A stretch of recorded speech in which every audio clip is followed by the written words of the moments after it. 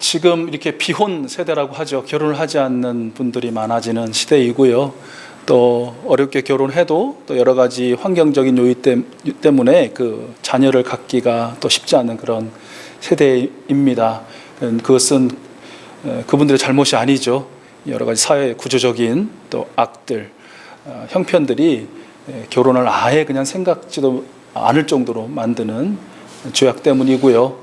그리고 또 우리 스스로의 악의 결과이기도 하지만 또 자연 환경과 또 생명들을 또 괴롭힌 결과이니까 또 마음 아파하면서 그 모든 문제들이 또 하나님의 은혜로 정말 선하게 해결이 되어서 결혼해도 그냥 살만한 집들은 다 그냥 좀 소유하게 되어지고 자녀 낳아도 그 가정만의 문제가 아니라 온 사회가 국가가 함께 키워내는 그런 세상이 속히 오게 되기를 바랍니다.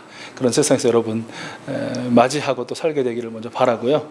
자, 그런 전제로 저는 이미 결혼했고 또 자녀를 둔 입장에서, 특히 한 명의 자녀만 둔 입장에서 이제 말씀드리는 겁니다. 이게 양가 감정이 있다라는 것이에요. 그렇죠?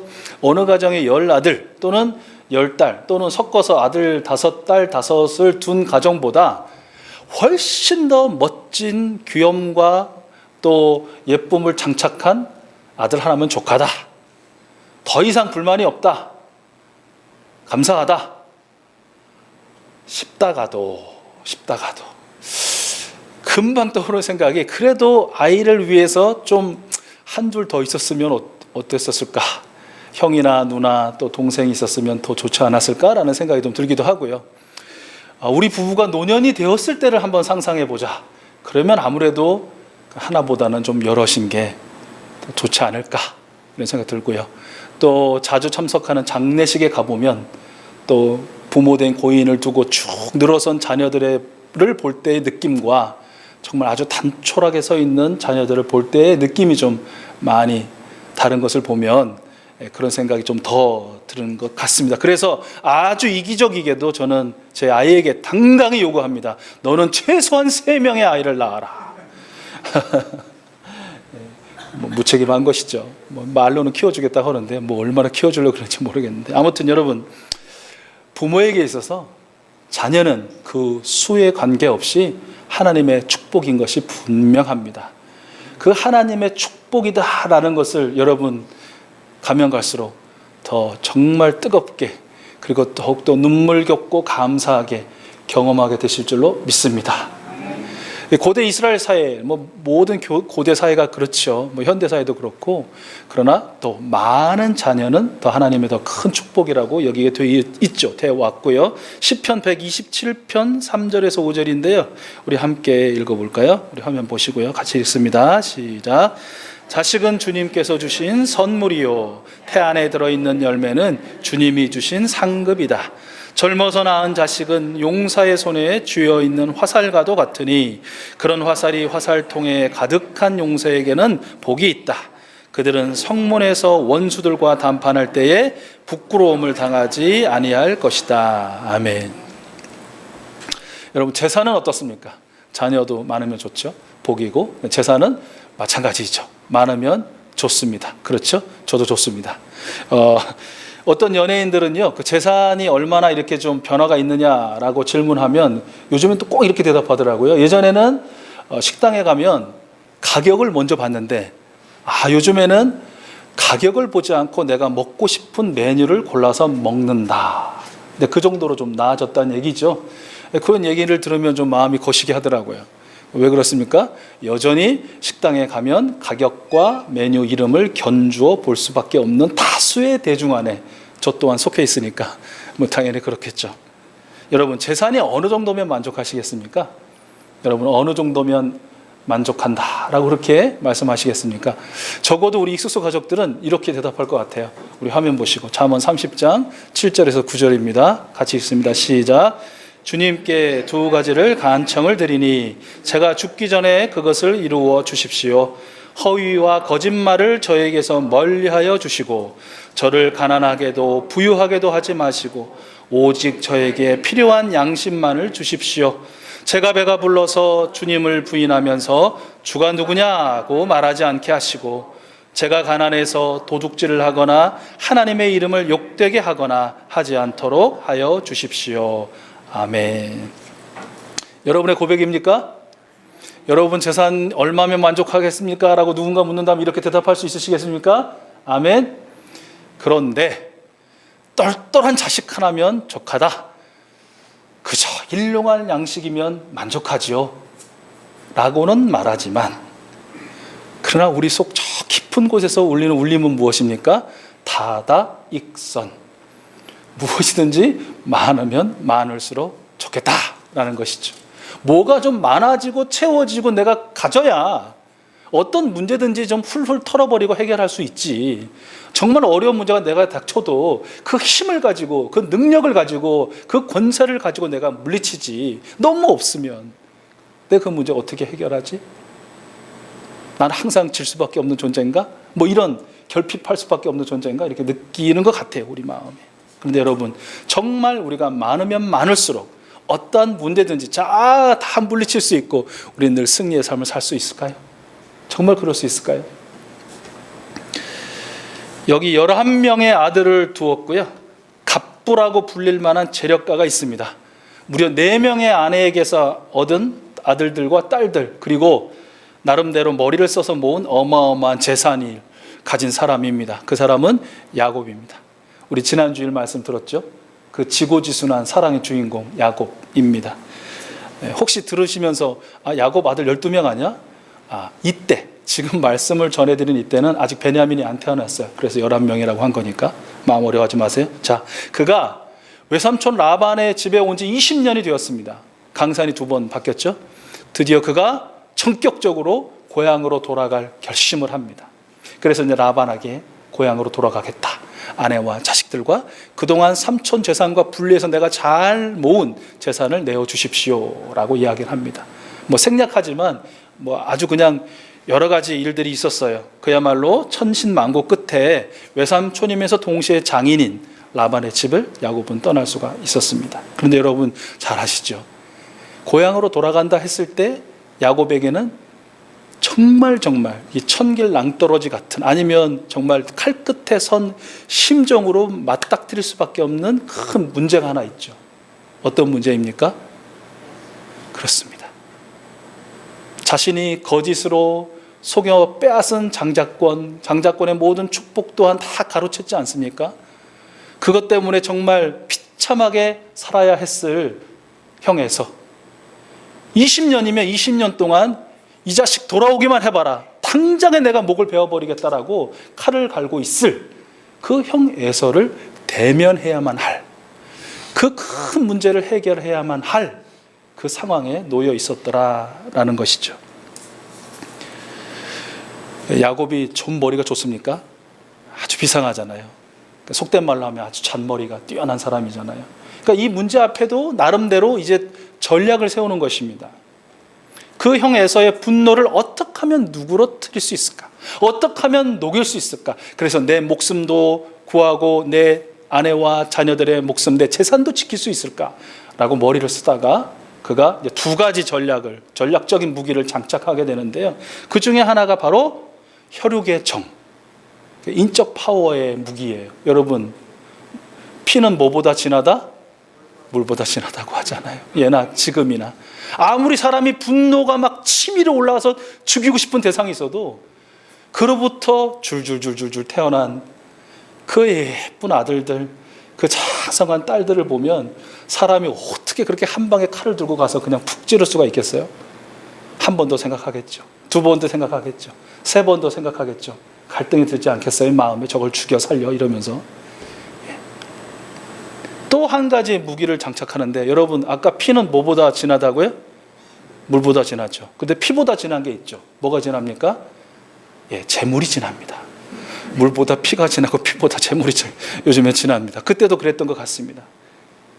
그래서 이제 우리가 읽지 않은 32장 13절 하반절 이하를 제가 지금 읽어드릴 텐데, 화면에는 그 말씀이 정리된 규모가 있을 거예요. 이 재물 한번 보세요. 야곱은 자기가 가진 것 가운데 자기의 형 에서에게 줄 선물을 따로 골랐다. 암소 200마리와 수염소 20마리, 암양 200마리와 수장 20마리, 젖을 빨리는 낙타 30마리와 거기에 딸린 새끼들, 암소 40마리와 황소 10마리, 암낙이 20마리와 새끼낙이 10마리였다. 야곱은 이것들을 몇 대로 나누고 자기의 종들에게 맡겨서 자기보다 앞서서 가게 하고 때와 때 사이에 거리를 두게 하라고 일렀다. 여러분 상상해 보십시오. 이게 어마어마한 규모 아닙니까? 어떤 한 대상의 마음을 누그러뜨리기 위해서 바치는 뇌물로는 정말 큰 재물일 것입니다. 품질 또한 고르고 골랐으니 얼마나 최상급이었겠습니까? 여러분 이 정도의 앞선 그 혈육의 정, 그러니까 소위 그 인적 파워죠. 또 요 뒤에 보신 그 어마어마한 그 재정적인 자원, 파워면 어떤 사람의 마음 충분히 녹여낼 수 있지 않을까요? 그러니까 저래도 제가 만약에 원수가 진 사람이라도 이렇게 나타나면 진짜 고민할 것 같아요. 저걸 받고 용서하자, 뭐 이렇게 되지 않을까, 뭐 그런 마음이 들어요. 그냥 피가 하나도 안 섞인 그냥 외부인이라고 해도 제가 그런 생각이 드는데 에서는 어떤 마음이 들었을까라는 것이죠. 야곱은 먼저 이 재정적 이 물적 파워의 무기를 먼저 쏩니다. 먼저 보내는 것이에요. 그래서 먼저 보내서 쭉 앞서 가다 보면 에서를 만나게 되겠죠, 그죠? 에서는 야곱을 잡으러 오는 것이고, 야곱은 어찌됐든 그 에서를 향해서 나가고 있는 것이니까 그 사람의 무리에 먼저 이 많은 재물과 종들을 보냈으니까 에서를 맞닥뜨리게 될 것입니다. 그럴 때 이렇게 대답하라고 종들에게 단단히 일러두어요. 어떤 것입니까? 이 모든 것은 야곱이, 당신의 동생 야곱이 당신에게 바치는 선물입니다.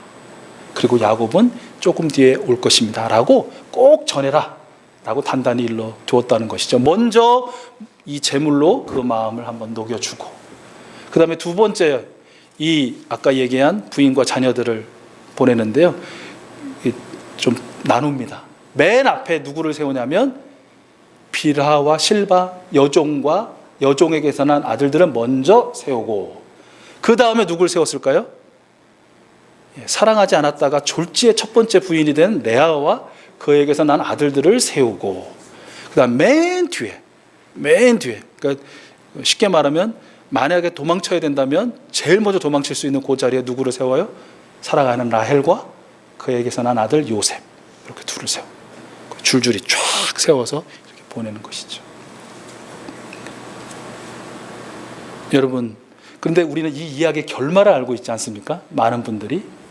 자, 야곱이 그를 원수 삼아 죽이려고 든 형 에서와 화해할 수 있었던 결정적인 요인은 무엇이었나요? 혈육의 끈끈한 정과 그 힘이었습니까? 아니면 엄청난 그 재물, 그 힘이었습니까? 무엇이었습니까? 여러분 이렇게 생각하십니다. 그렇지. 야곱이 형 에서와 화해할 수 있었던 결정적인 요인은 야곱의 간절한 기도였지. 우린 이 야복강 나루터의 이야기를 이렇게 알고 있습니다.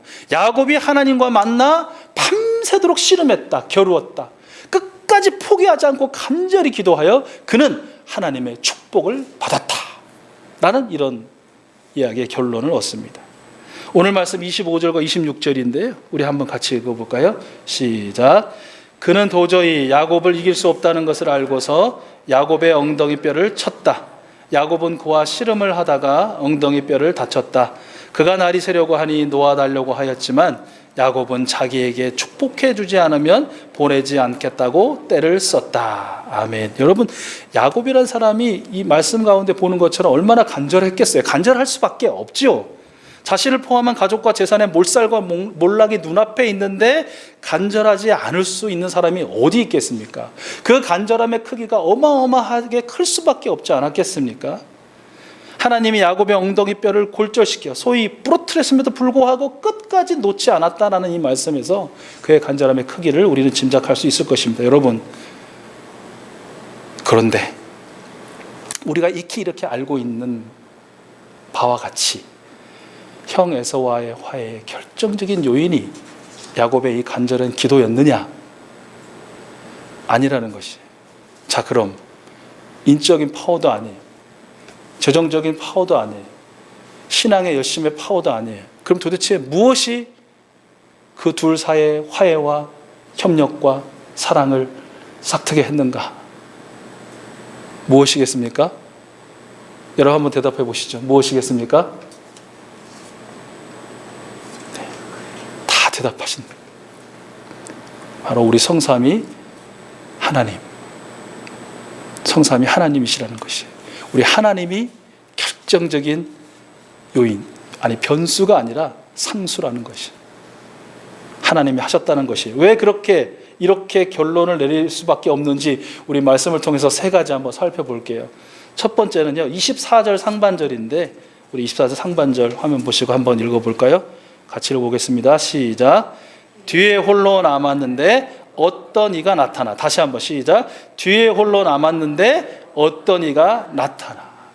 그렇습니다.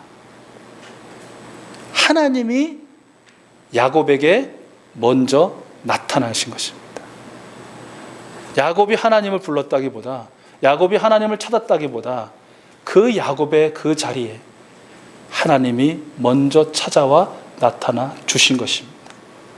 그의 근심, 그의 고통, 그의 불면, 그의 눈물, 그의 고독의 자리에 하나님이 먼저 찾아와 주신 것입니다. 두 번째, 24절 하반절인데요. 역시 한번 같이 읽어보겠습니다. 시작. 야곱을 붙잡고 동이 틀 때까지 씨름을 하였다. 같이요. 야곱을 붙잡고 동이 틀 때까지 씨름을 하였다. 그렇습니다. 하나님이 야곱과 겨루어 주신 것입니다. 여러분, 상대가 됩니까? 야곱과 하나님? 상대가 안 되죠. 그럼에도 불구하고 하나님이 야곱이 손을 내밀어 하나님을 잡을 수 있도록 기꺼이 내어주시고 하나님도 야곱을 붙들어 주셨다라는 것입니다. 여러분, 저도 아이가 어렸을 때 씨름 엄청 했습니다. 여러분도 아마 마찬가지일걸요. 딸을 둔 댁은 잘 모르겠는데 아들을 뒀으면 백발백중 어렸을 때 씨름 많이 하셨을 것입니다. 여러분, 언제까지 씨름해야 되면 한번 시작하면 언제까지 해야 됩니까? 언제가 끝이 납니까? 몇 배, 열 몇 배가 큰 제가 어구구구구 하고 이렇게 쓰러져 줘서 져줄 때 그 씨름은 끝이 납니다. 그런 것입니다. 야곱에게 하나님, 하나님에게 야곱, 큰 상대가 되지 않는 것입니다. 왜 그걸 겨루어 줍니까? 왜 씨름해 줍니까? 왜 그걸 맞잡아 줍니까? 가치가 없는 것이에요. 그런데 하나님이 야곱에게 그렇게 겨루어 주셨다는 것이에요. 그 전지전능하신 하나님이 어구구구 하면서 쓰러져 주신 거예요. 져 주신 거예요. 셋째, 27절과 28절 말씀에서 볼 수 있는데 우리 한번 27절과 28절 한번 읽어보겠습니다. 시작. 그가 야곱에게 물었다. 너의 이름이 무엇이냐? 야곱이 대답하였다. 야곱입니다. 그 사람이 말하였다. 네가 하나님과도 겨루어 이겼고 사람과도 겨루어 이겼으니 이제 네 이름은 야곱이 아니라 이스라엘이다. 아멘. 그렇습니다. 먼저 찾아와 주시고 그와 겨루어 주시고 져 주신 하나님이 그 야곱을 축복해 주신 것입니다. 여러분, 야곱의 이름의 뜻이 뭐죠? 발 뒤꿈치를 붙잡다, 속이다 라는 매우 부정적인 의미의 이름이에요. 그리고 야곱은 그런 삶을 살았어요. 어쩌면 그렇게 이름에 탁 맞게 살았는지 모를 정도로 그런 삶을 살았어요. 그런데 그의 이름을 하나님께서 바꿔주신 것이에요. 이스라엘, 즉 하나님과 겨루다 또는 하나님께서 겨루어 주시다라는 뜻의 이름으로 바꿔주신 것이에요. 그것이 무슨 의미겠어요? 그동안 남을 속이며 살고 맨날 남의 발 뒤꿈치만 살던 인생이 이제는 당당하게 전지전능하신 그 하나님, 그 아빠 아버지 하나님과 함께하는 그 인생, 하나님이 늘 지키시고 먼저 찾아봐 주시고 져주시고 축복해 주시는 그런 인생으로 변화시켜 주시겠다는 그런 약속 아니었겠습니까? 여러분, 야곱이 정말 무진장 노력해서 쌓은 어떤 혈육들, 가족들, 그 힘, 그리고 정말 잔머리는 다 굴려가지고 긁어 모은 그 어마어마한 재산들, 그리고 또 나름대로 할아버지 아브라함과 아버지 이삭의 믿음을 그 DNA 속에 넘어오지 않았겠어요? 이게 전달되지 않았겠어요? 그것을 붙들고 열심히 가졌던 그 신앙의 열심들, 그것들이 어떤 문제 해결, 즉 형 에서와의 그 화해에, 글쎄 모르겠어요. 인간적으로는 그렇게 생각하고 싶은데 단 1%라도 작용하지 않았을까? 분명 했을 것 같아요. 그러나 여러분, 그것들이 그러나 정말 몇 퍼센트든지 몇십 퍼센트든지 사용되어질 수 있도록, 이를테면 우리가 지난 주일에 말씀을 들은 것처럼 이 모든 것들이 서로 협력되어서 화해라는 하나님의 선을 이루어 드리도록 누가 능력을 발휘하셨느냐라는 것이에요. 10번을 죽여도 시원치 않을 그 원한을 갖고 있는 형 에서의 마음을 과연 자비로 녹이신 분이 누구냐는 것이에요. 그 야곱의 간절함, 그저 살려달라고 부르짖는 그 부르짖음에 응답하신, 축복하신 분이, 그 사랑을 베푸신 분이 누구냐는 거예요. 이 모든 것이 성삼위 하나님께서 하신 일이 아니겠습니까? 그래서 사람의 힘도, 재물의 힘도, 개인의 신앙의 열심의 힘도 아닌 성삼위 하나님께서 이 죽음의 문제, 맞닥뜨려 괴로울 수밖에 없는 그 큰 문제들, 우리가 매일매일 삶에서 부딪히는 그 힘든 눈물의 이유들의 해결자, 구원자, 그분이 바로 성삼위 하나님이다 라고 결론을 내릴 수밖에 없다는 것이죠. 여러분 동의하십니까? 하나님께서는 창세기 28장 베델에서 야곱에게 하신 이 언약을 성취하시기 위해서 그 은혜를 베푸신 것이죠. 우리 함께 28장 13절에서 15절 화면을 보시고 함께 읽겠습니다. 시작. 주님께서 그 층계 위에 서서 말씀하셨다. 나는 주 너의 할아버지 아브라함을 보살펴 준 하나님이요 너의 아버지 이삭을 보살펴 준 하나님이다. 네가 지금 누워있는 이 땅을 내가 너와 너의 자손에게 주겠다. 너의 자손이 땅의 띠끌처럼 많아질 것이며 동서남북 사방으로 퍼질 것이다. 이 땅 위의 모든 백성이 너와 너의 자손 덕에 복을 받게 될 것이다. 내가 너와 함께 있어서 네가 어디로 가든지 너를 지켜주며 내가 너를 다시 이 땅으로 데려오겠다. 내가 너에게 약속한 것을 다 이루기까지 내가 너를 떠나지 않겠다. 아멘. 여러분, 오늘 말씀을 정리하겠습니다. 야곱의 일생일대 가장 큰 고비, 중요한 문제 해결의 현장에 우리 하나님께서 친히 나타나셨습니다. 그리고 친히 그의 기도를 도우시며 함께 겨루어 주셨습니다. 그리고 그를 축복하시고 정말 그로서는 해결할 수 없었던 그 거대한 삶의 문제를 우리 하나님께서 깨끗하게 해결해 주셨습니다. 그리고 이후로도 그를 향한 하나님의 계획을 하나하나 그야말로 다박다박 성취해 가셨습니다. 여러분에게도 마찬가지라고 믿습니다. 여러분 한 번 한 번 지내시면서 매일의 문제, 또 한 달에 한 번 겪는 큰 문제, 어쩌면 또 1년에 한 번씩이나 겪을 만한 큰 문제들, 어쩌면 평생토록 부딪힌 문제들 중에 가장 큰 문제들 가운데 여러분 있습니까? 성삼위 하나님께서 반드시 그러한 여러분들과 함께 하실 줄로 믿습니다. 찾아오시고 여러분 겨루도록 그야말로 삿발을 내어주시고 마침내는 져주시고 축복해 주실 줄로 믿습니다.